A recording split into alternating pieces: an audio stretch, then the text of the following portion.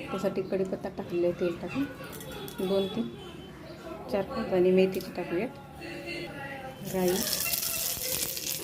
जिरे,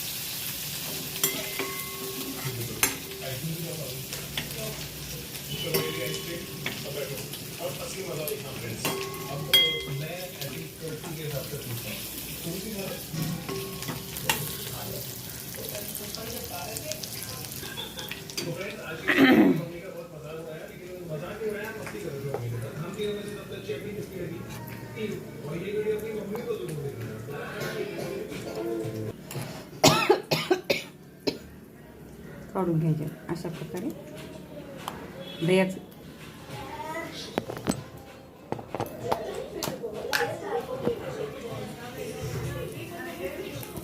लाल झालेले गोले हिंग टाकलेलं आहे, यामध्ये थोडं हिंग टाकले, हळद,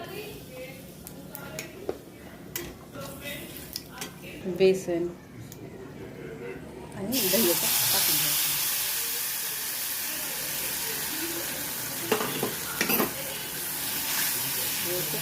हलवून घ्यायचं. आपण यामध्ये पाणी टाकून घेऊया. यामध्ये पाणी टाकले, मीठ टाकूया.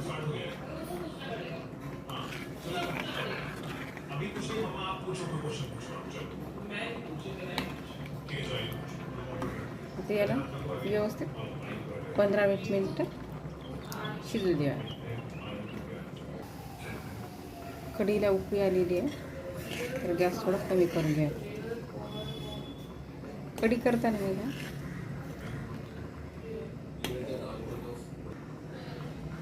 उतू जाऊ द्यायची नाही. उतू गेले ना या कढीची सगळी चव निघून जाते.